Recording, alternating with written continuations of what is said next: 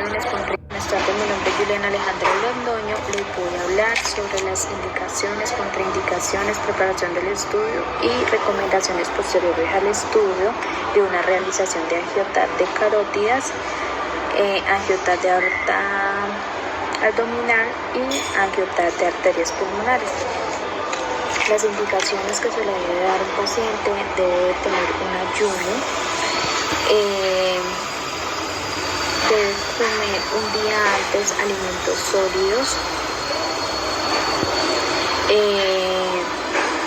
hidratarse bien.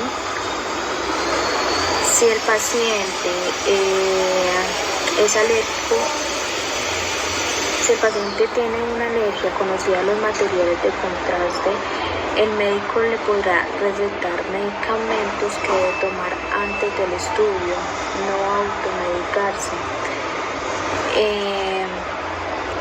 A esos pacientes por lo general se le debe de tomar unos laboratorios que puede ser la función renal, que sería el BUN y la creatinina. Estos estudios deben de estar bien, no alterados. Las contraindicaciones: puede el paciente hacer alérgico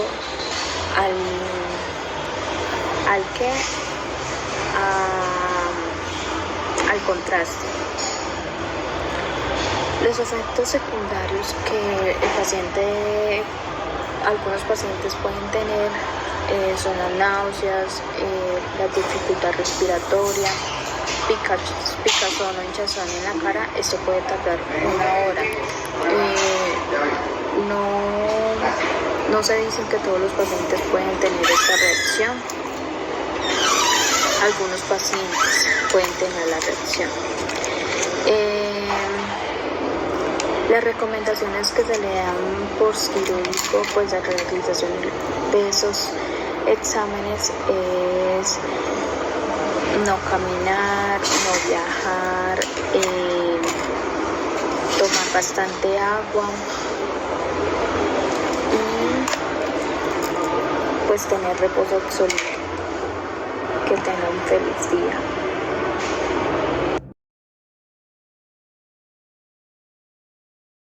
Buenas tardes, mi nombre es Diana Marcela Londoño Vergara, pertenezco a la UDR de Líbano Tolima.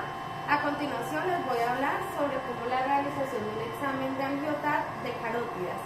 Para este examen el paciente debe tener su consentimiento informado, un ayuno previo de 6 horas y un examen de creatinina que el paciente lo trae. Para ello el posicionamiento del paciente lo vamos a realizar en decúbito supino, con la cabeza entrando al gantry, y el punto de referencia es el botón aórtico, el que vamos a utilizar. Entonces, para tener en cuenta para la realización de la toma, hay que tener en cuenta que nuestro estudio desde la línea media siempre va a ser en el examen que le vamos a realizar. En este momento es el de cuello. La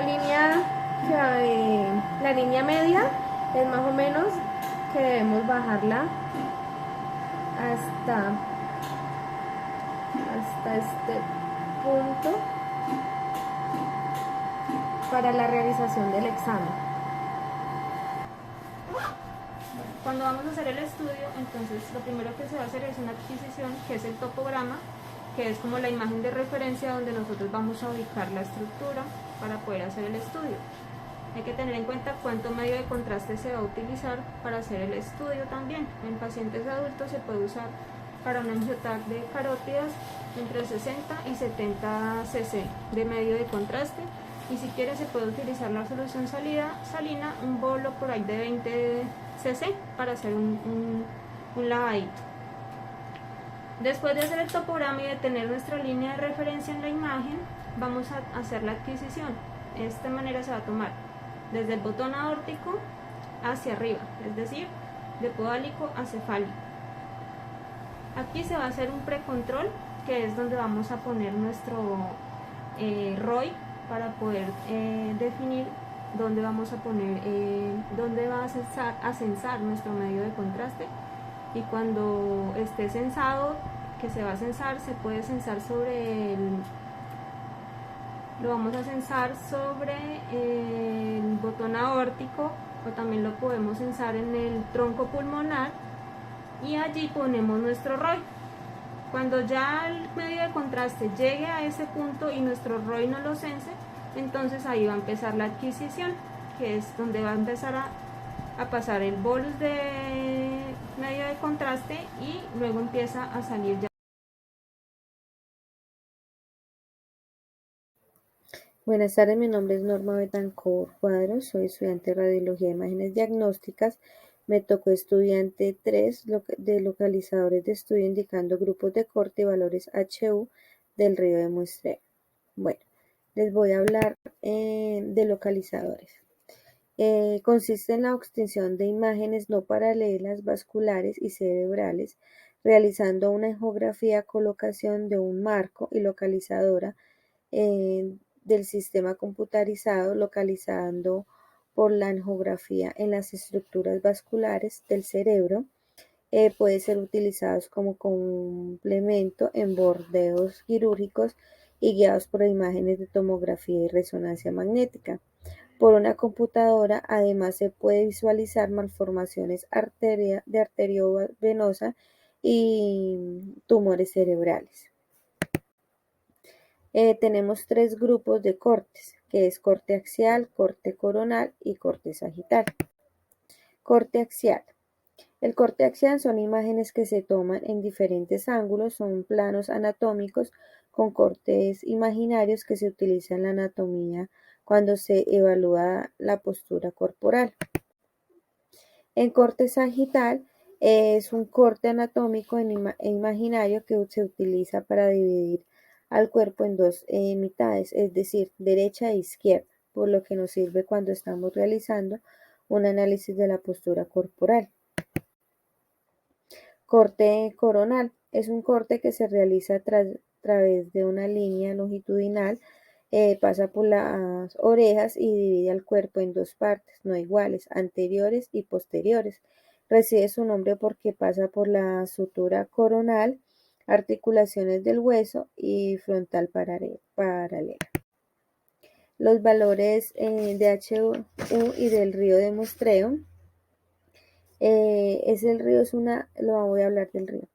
El río es una herramienta en la cual por su región de interés refiere una parte de imágenes que se desea filtrar o operar de alguna manera, y río puede utilizar en una aplicación o plataforma que usa en radiografía, que se llama DICON.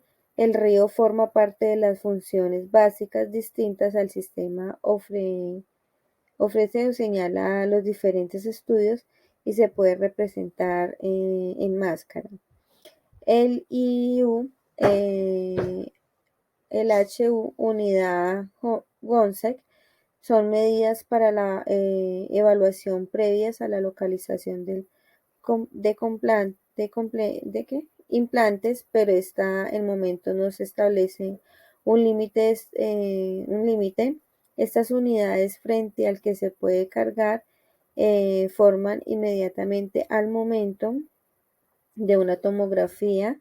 Se dice que existen diferentes valores preestablecidos, los cuales se colocan para la toma de una radiografía con los valores HU, y se dice que si es aire se pone menos de 1000, y si es en pulmones se pone menos de 500, y si es en grasa se pone menos de 100. Gracias.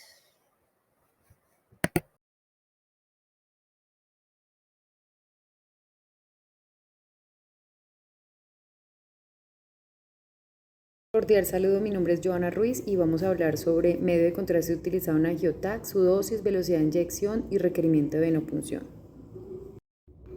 El objetivo del angioTAC es visualizar las arterias o venas de una parte del cuerpo y poder determinar si presentan alguna malformación, calcificación, estenosis o aneurisma que pueda alterar su modo considerable o su diámetro, con el consiguiente riesgo de provocar enfermedades, hemorragias o embolias. Al mismo tiempo podremos observar otro tipo de lesiones y características particulares de las venas y las arterias.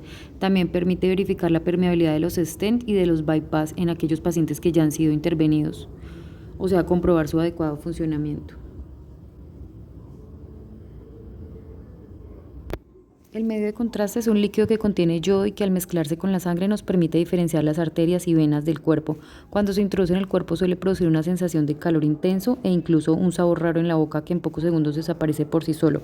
Se excreta por la orina y, salvo en el caso de personas con insuficiencia renal o alérgicas, no requiere especial atención.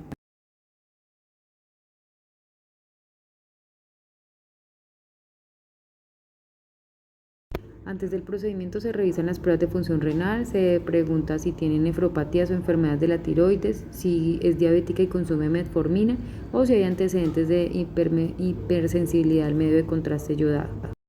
Si la función renal está levemente alterada, entonces se realizará nefroprotección con solución salina 1 cc kilo hora, 12 horas antes y 6 horas después del procedimiento. En la preparación para la administración se debe verificar el contenido correcto del envase, la vía de administración, la cantidad, la fecha de caducidad. Los medios de contraste yodados hidrosolubles pueden ser administrados como inyección en bolo o por goteo. Para Angiotac se utiliza la inyección en bolo. La inyección en bolo consiste en enviar el contraste al mismo tiempo que se inicia el estudio, todo de una vez.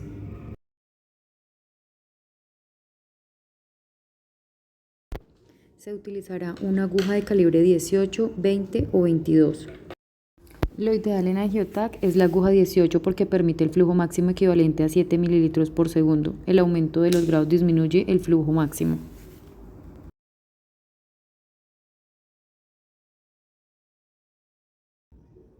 Se utilizará un inyector automático de doble cabezal. Por un vial se pasa solución salina verificando permeabilidad de la vena y por el otro se pasa el medio de contraste requerido. La inyección de contraste intravenoso será de 80 a 100 ml con un flujo de 4 ml por segundo. Seguido se realizará el lavado de la vena con solución salina.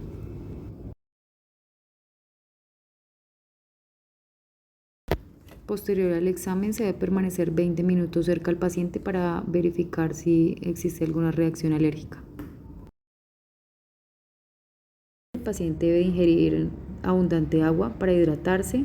Si existe riesgo de hipersensibilidad, mantener la vía intravenosa durante al menos 30 minutos posterior finalizado el procedimiento.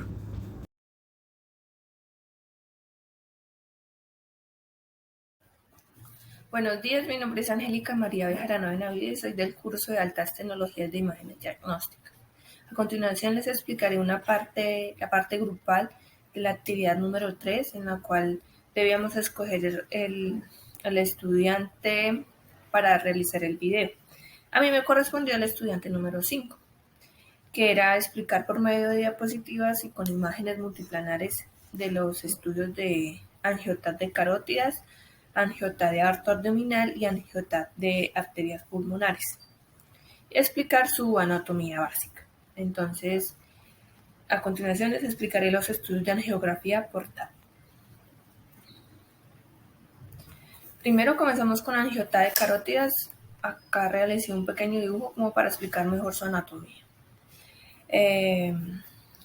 Vemos que la primera es arteria carótida interna, la segunda arteria carótida externa, tercera arteria facial, cuarta arteria tiroidea superior, quinta arteria carótida común, sexta arteria cervical ascendente, 7 arteria aórtica mamaria interna, 8 arteria carótida externa, 9 arteria carótida común, 10 arterias vertebrales, 11 arteria tiroidea inferior, 12 arteria subclavia y la 13 la arteria brachiocefálica. Ahí nos vamos pues guiando con los numeritos que le he colocado a la imagen y así mismo nos vamos guiando en la imagen multiplanar.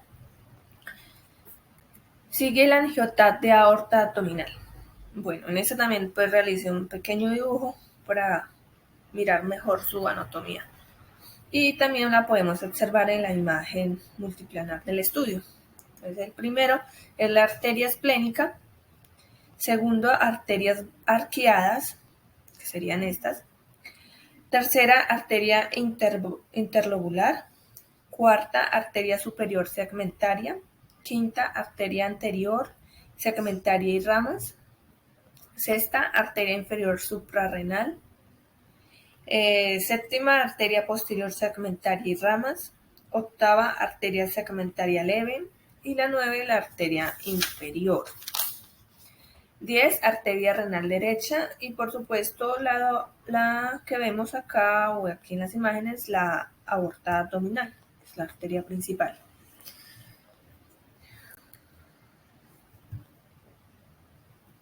Sigue la angiotatia arterias pulmonares, en la cual también aquí en la imagen de multiplanar visualizamos bien su anatomía. Como podemos observar, está la arteria pulmonar principal derecha, la arteria lobar superior derecha, la arteria lóbulo medio, la arteria lobar inferior derecha, la arteria interlobar, arteria lobar inferior izquierda y arteria pulmonar lobar superior izquierda. Y también la arteria pulmonar principal izquierda. Esa sería la anatomía de esta. Acá también realicé un pequeño dibujo pues, explicando su anatomía básica. Como podemos observar, el esófago, la vena cava, pues el pulmón izquierdo, pulmón derecho,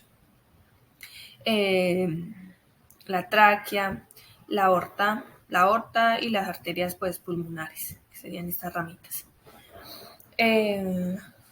Acá también podemos observar la aurícula derecha, como lo podemos observar aquí. Igual acá ya de lado también las podemos observar pues mejor en la imagen.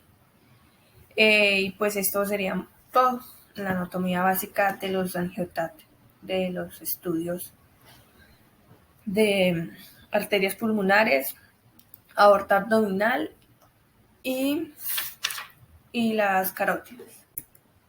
Muchas gracias por su atención.